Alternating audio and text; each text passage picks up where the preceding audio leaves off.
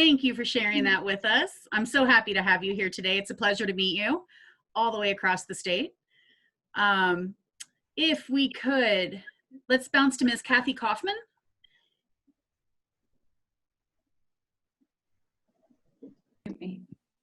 Hi, good afternoon. I'm Kathy Kaufman. I'm from Ottawa, Ohio, which is a small town in Northwest Ohio. We are very rural. I was an accountant for 30 years, made a series of poor choices and ended up spending 3 years at Ohio Reformatory for Women. I have been home 7 years. I took what I learned at Ohio Reformatory for Women. I was a dog trainer there, and I have started my own business. I absolutely love it, called Country Canine Kennels. I have 5 full-time employees. I have 3 part-time employees. We have faced some challenges, but we're moving along, and I really love it. It's great to be here. Thank you, Ms. Kaufman, for being here. And our last panelist, if I could please introduce Mr. Harley Blakeman with Honest Jobs. Hi, everybody. My name is Harley Blakeman. I was actually arrested and sentenced in Georgia, and I was arrested in 2010, sentenced in 2011 for possession of controlled substance with intent to distribute, and actually got convicted of 2 crimes that year: a grand theft charge and the felony drug charge. I was sentenced to 14 months in prison, and in Georgia, they actually give people 10 years on papers. So I finally have completed my 10 years of papers and 400 hours community service. Now I run a company called Honest Jobs. We are a technology company that helps other companies hire formerly incarcerated individuals. So some of our bigger known clients are Coke Industries, and we're actually finalizing a deal right now with Walmart.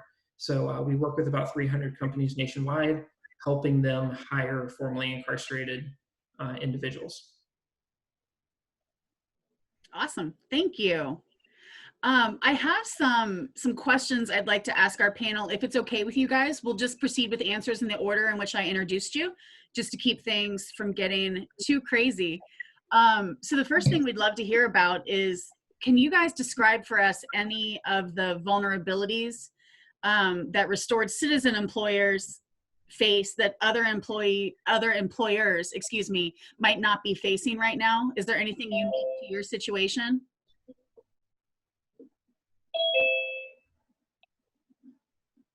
Well, as far as them getting to work on time because of transportation issues they're dealing with, especially if they're just getting home, if they have to go to their parole office, because they'll schedule a time for parole.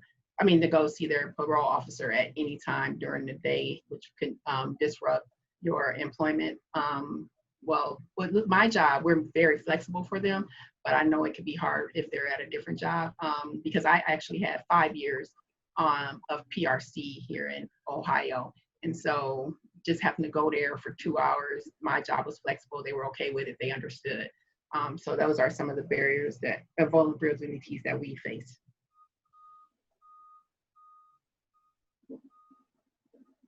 You're on mute.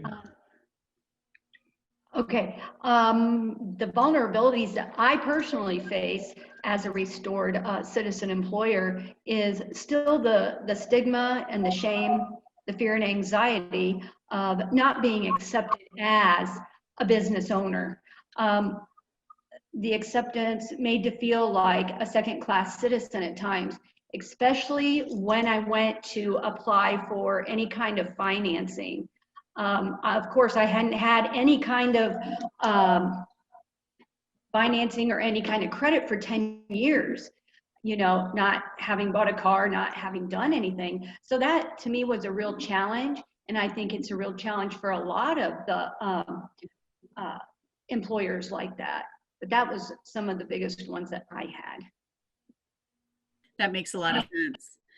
Before we hear from Mr. Blakeman, if every participant would keep their microphones muted, it helps minimize feedback and background noise and improves the sound quality.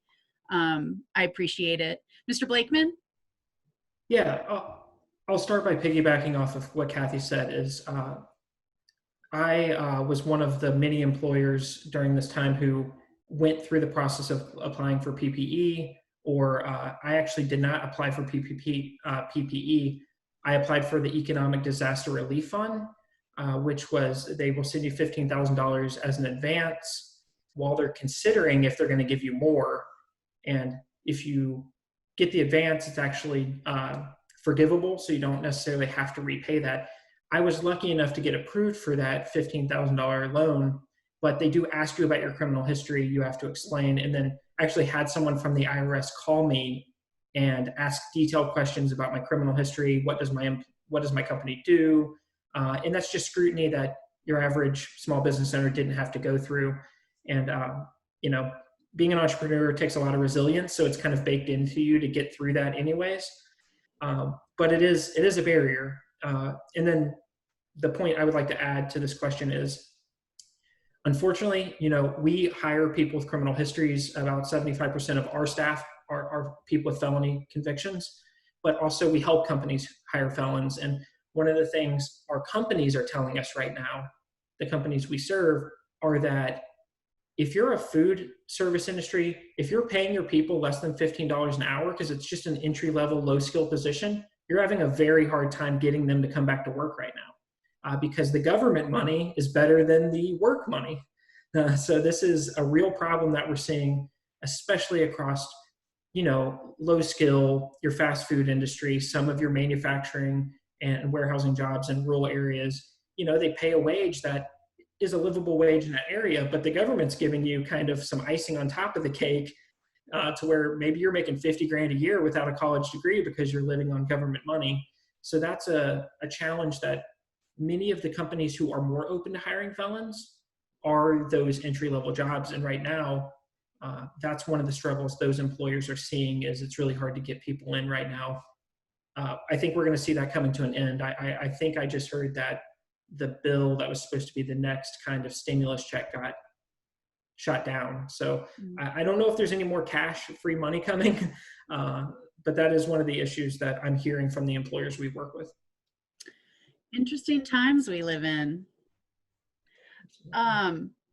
Ms. Kidd, what opportunities do you see for restored citizens like yourself to reach out and hire and keep other returning citizens as employees? So to reach back and help them, knowing that the restored citizens are eager to work.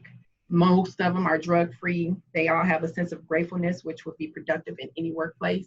And the sense that they want to come out and get their second chance, a good chance, and do better, and provide for their families, because we work with a lot of women, and they are the head of the household for those children, and those whoever had their children, they want them to come back and get them. So they're eager to work there so they can provide for those children and families. I think you've thought about that before. She had that one ready to go. How about you, Ms. Kaufman? I agree with Malika for sure. Most of them are very just prove themselves, and they want to get on their feet. They do need a livable wage, like Harley said. That is a big challenge, and offering a livable wage. And if they have kids like that, it's that livable wage. I can't even tell you how important that is.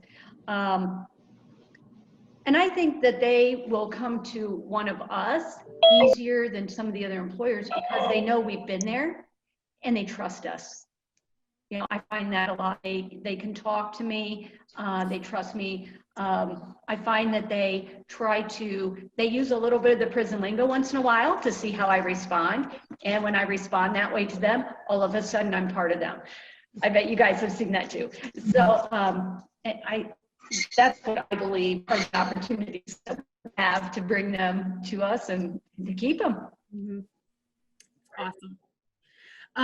Very briefly, I've had a message from Reba. It looks like they are not confident they're going to be unable to resolve this. So anybody who was in this session and looking for the pandemic pivots, you are free to choose another session, or I'd be happy and pleased to see you stay here with us. And she sends her apologies for the confusion. Chief. All right. Mr. Blakeman? Yes, sorry, let me skim the question. All right, opportunities. What do I see for opportunities? You know, along the same line, I think the biggest opportunity, if you are a restored citizen, the biggest reward that you're going to see is kind of what Kathy was saying, is the life-changing event that you can give to someone else who's coming out trying to rebuild their lives. When someone's able to go work for an employer where they can talk about the issues that are on their mind and they can talk about their past experiences, I think it makes them a better person, because they didn't just face rejection after rejection. They found, like, we can be an inspiration to them that makes them go on to just be a better person and be an inspiration to others. So I think that's a huge opportunity. And then the reality is when you're able to give people that space to be who they are and grow in your company, you just find a lot of loyalty, and people, you know, they respect you. You're not just a paycheck. They don't just show up to your work to get a paycheck. Or when you discipline them, or you have to have that hard talk with them, they think of you as almost a parent or someone who really is caring about their future.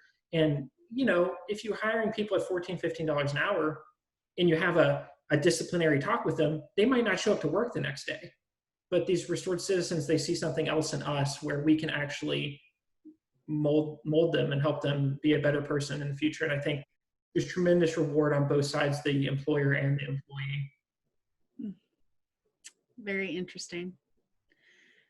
So what are some of the internal battles that you've been dealing with, and how are you finding the hope and the drive to keep moving forward?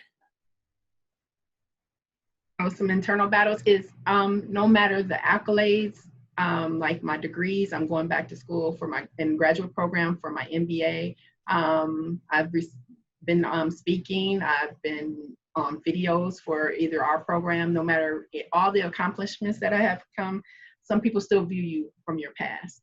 Some people still look at you as a returned citizen and not what you're doing now.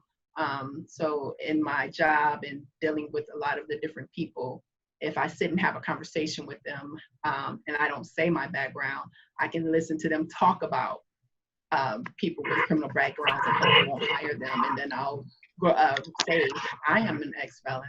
Why would you think that we won't come out and do something better with our lives? So that's what I deal with a lot, dealing with a lot of different people and different organizations.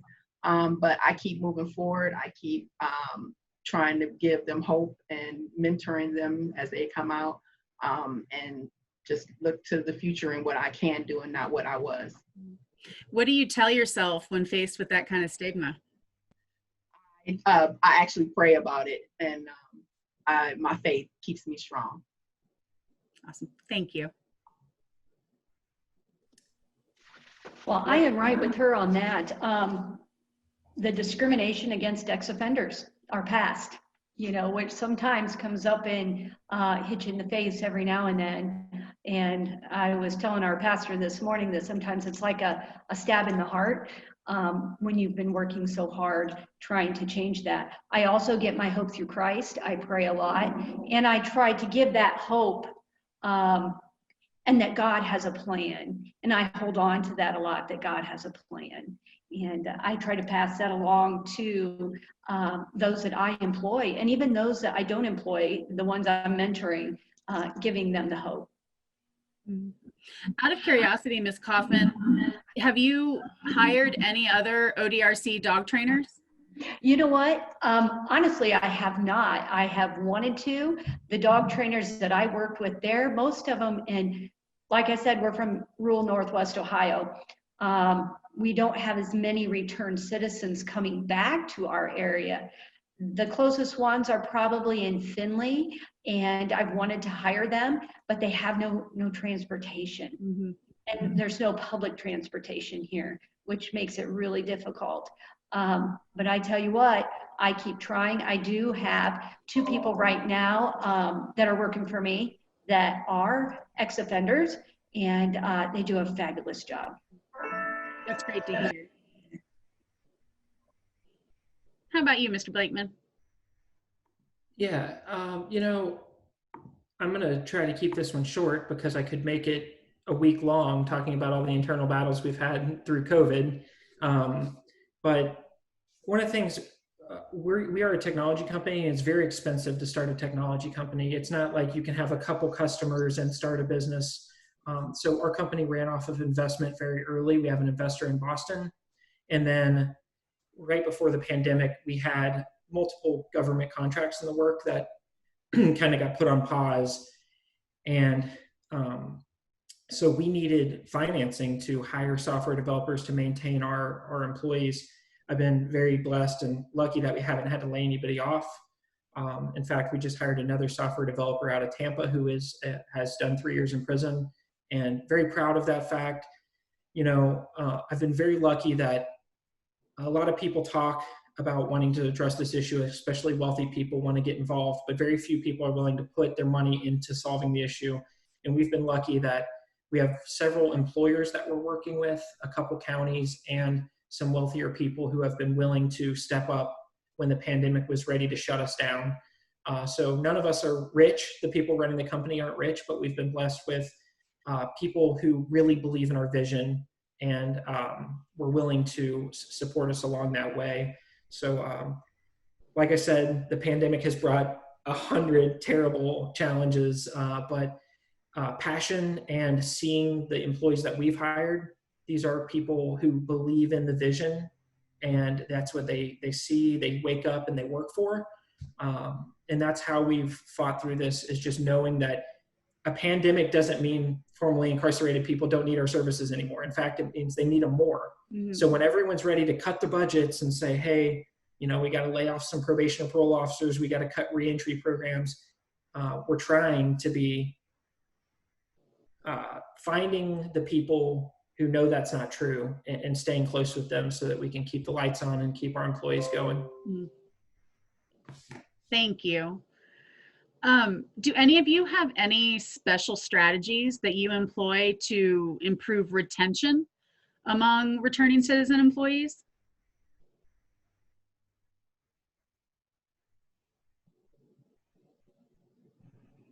So we try to look at from our Chopping for Change program, because we have a central kitchen in our department, and we feed the area homeless shelters in that kitchen. We also run the biggest men's shelter in Ohio. So with them doing that as a community service while they're here, we look to see how well they work with each other, because if we hire them in, they will have to be supervising their peers that they were incarcerated with. So we look at that. We look at if they are able to be pre-trained to even work with them, because some offenses can. And if we can't hire them, then we will find other employment for them.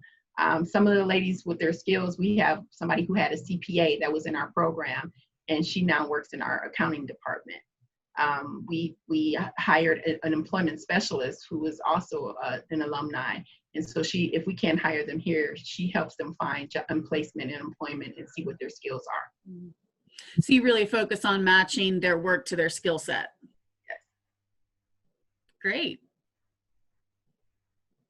Ms. Kaufman? And I agree with her, matching their skills. There at ORW, they encourage you to learn new skills. Like I had said, I had been an accountant for 30 years. It's quite a different to be a dog trainer. So, but who would have guessed after all them years that was my, what I loved. But anyway, the strategies that I do is offering the livable wage, which is, the pandemic has been a challenge because we were shut down for a while. But I also applied for some of that government help, as Harley did, which did help, you know, that situation. But I believe in giving a hand up and not so much a handout. You know, they want to do it on their own. They want to move ahead on their own, not somebody just keep giving them a handout. Yeah. So I have a couple things. One thing I do is everyone we hire, I have a talk with them about entrepreneurship. And I believe most people who have been to prison have a knack for wanting to be a bit of a hustler, wanting to kind of figure out their own path. And I think that's a good thing. I think it's a really good thing. It needs mentorship and it needs direction. Mm-hmm. And that's what a lot of people are missing. So whenever we have someone join the company, you know, I try to understand what they want. And then I tell them, hey, you know, if you want to start your own consulting firm, I'm happy to help you. Like, I'll show you how to create an LLC. I'll show you how to do this. I'll show you how to do that. I just ask you to be honest with me. If there's ever a point where you have enough customers that you want to leave, let's talk about that. And you'll find a lot of loyalty from that, because as an entrepreneurial minded person, your fear is always like, if my employer finds out that I'm working on the side idea, they might lay me off or something. The truth is, you can empower these people. Most small businesses don't make it, and most people don't get to a point where they can leave their company based on the revenue. And I found that to be really cool. I have 2 employees that I actually help them all the time with their side project they're working on. The other thing is, we talk every week about the impact of our business. So for us, because we help other formerly incarcerated people find jobs, every week we can talk about a woman that we helped get a job, or someone that got a job making $80 grand a year because of us. And that's really helpful, keeping people aligned with the mission. And the last thing is kind of fun. It's not very professional, but we use Slack to communicate all day long. And my headshot in Slack is my mugshot. And my name in Slack is Babyface Dealer, like a drug dealer, Babyface Dealer. And the thing is like, right, as long as everyone's doing their job, there's no need to be all professional. We want people to enjoy the space they're in. We want them to feel like they can be who they are. And I think that several times people may have left, they stayed because these little tiny things we do. So, hey, we've had conversations with folks, you know, a drug dealer, he might not be engaging in pro-social behavior, but there's still a sales skill set there. Oh, yeah, absolutely. Sometimes you just have to identify it, right? Yeah, exactly. So with so many businesses seeking employees today, how can restored citizen-owned businesses be competitive with people who do not have that record behind them? So wages, commitment to them being restored citizens, and flexibility. Like I said, a lot of them have to be on PRC and needs to go to their parole officer. So being flexible with them, being able to go and maybe make up the time some other time, or just let them have it all together. Because that helps a lot, because a lot of them, I know when I was going over there, were complaining that they had to sit there for hours, and sometimes their job wasn't okay with that. So just being flexible with that, and being committed to helping them. So your understanding of their needs incentivizes them to stay with you in that fight over workers. I get it.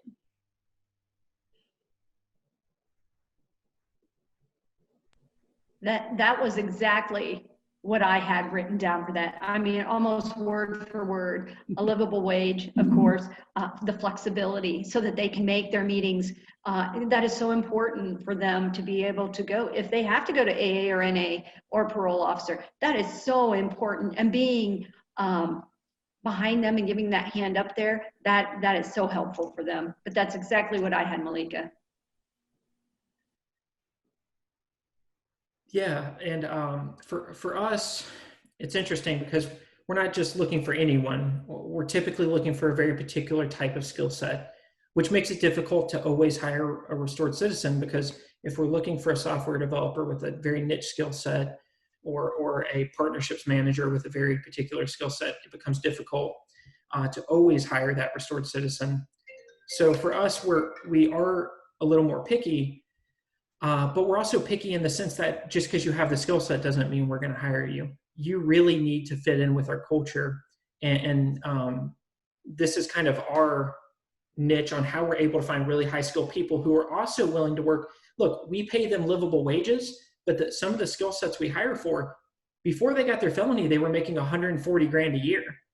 So, and then we're getting them to come work for us for like 50 or 60 grand a year. It is a livable wage, but we're a very small company that's growing and we can't afford to pay them 140 grand a year. But in fact, they'd rather come work for us than work at a warehouse or work for a company, a technology company, where they know they can't talk about their past, where they can't solve someone else's problem who's dealing with the same thing they deal with. So for us, our competitive advantage in recruiting people is telling them that their unique skill set is perfect to help solve the problem that millions of Americans are facing. So for us, really, mission alignment is better than pay. It's better than, I mean, we give them flexibility, but we believe even if we could pay 100 grand a year, we're not going to find better people than the people we find who buy in because of the mission. Okay,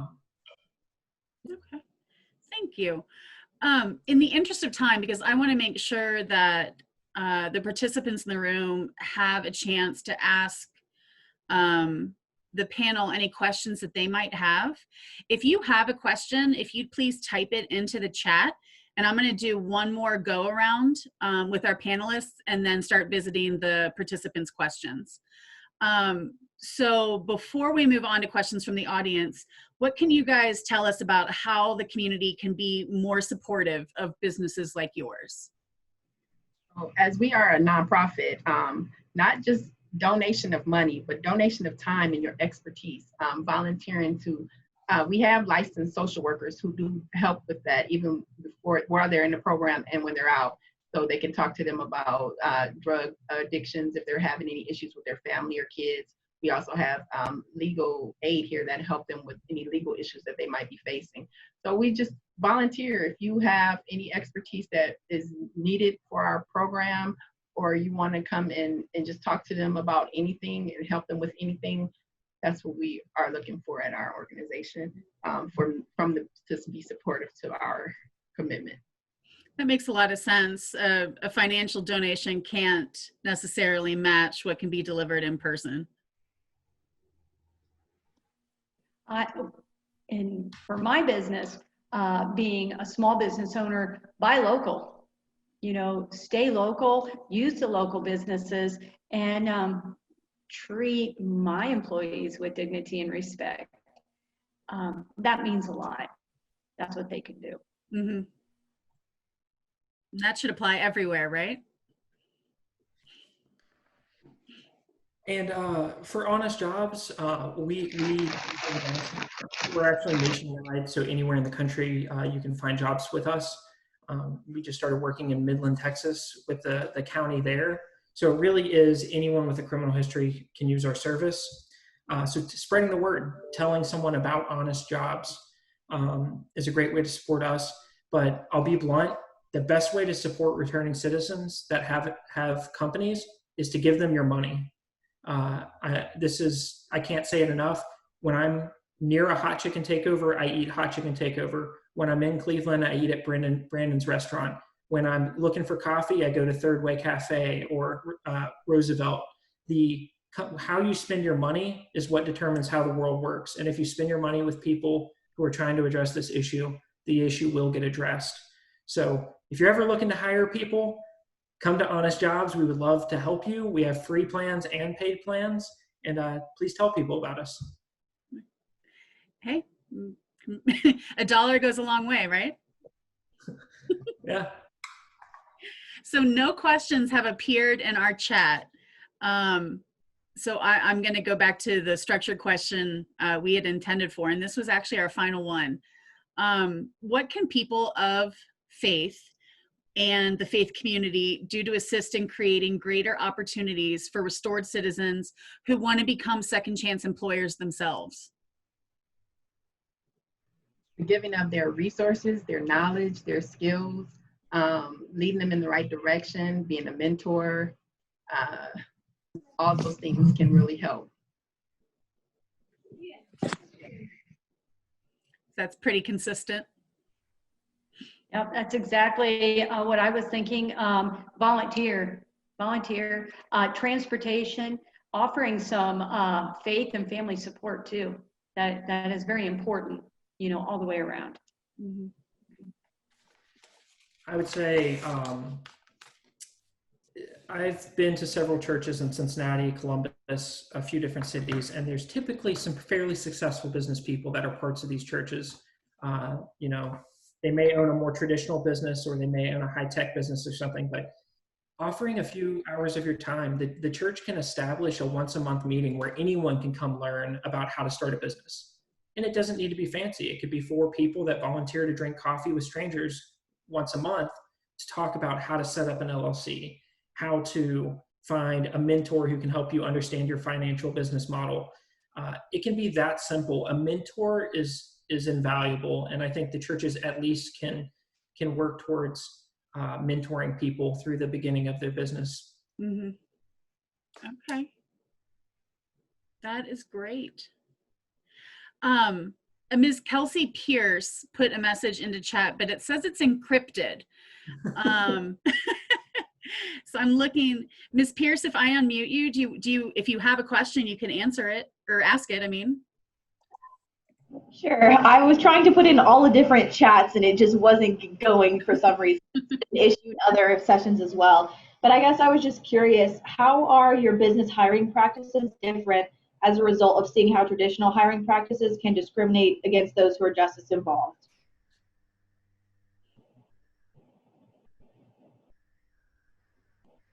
And this one's a free for all, guys.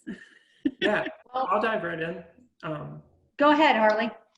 Sure, just because I'm interviewing somebody right now, and I actually, right before this call, I had my first meeting with them. You know, I start off by saying, like, what makes you want to join Honest Jobs? And typically they already know. They're like, hey, I heard you're a fair chance employer. Like, you know, typically they're upfront right away. They'll say, hey, you know, I have my own story similar to yours, and this is what happened. So this morning I met with a guy who got convicted of a felony 4 years ago. And we just, honestly, it wasn't an interview. It was a conversation where I got to know him better and he got to know me better.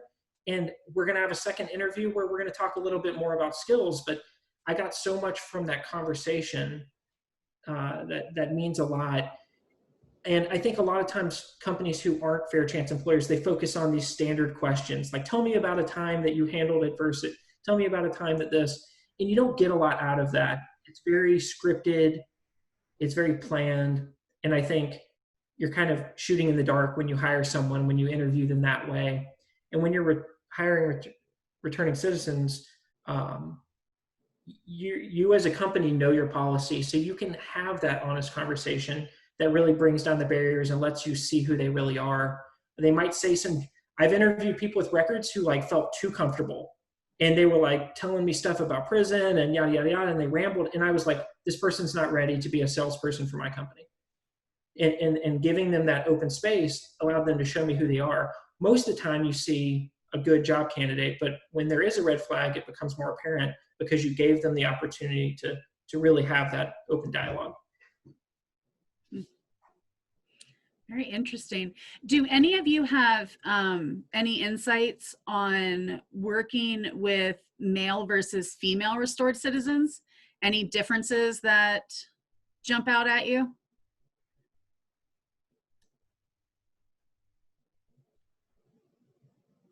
What their needs are, or what their history or perspective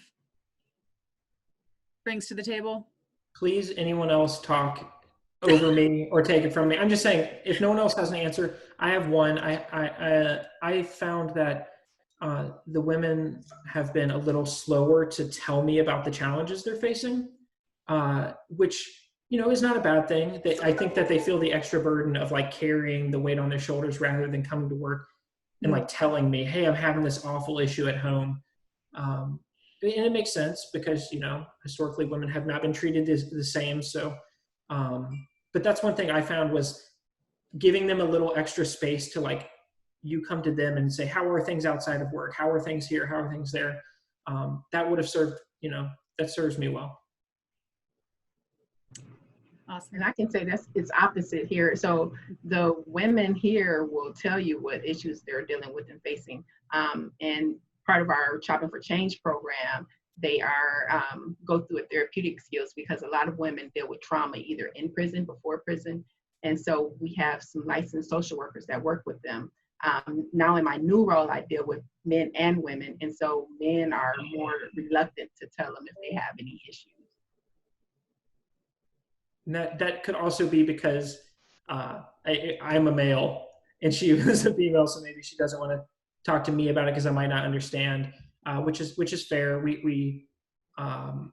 She was the only female in our company at the time, and it makes a lot of sense that first off, a licensed social worker and being female, those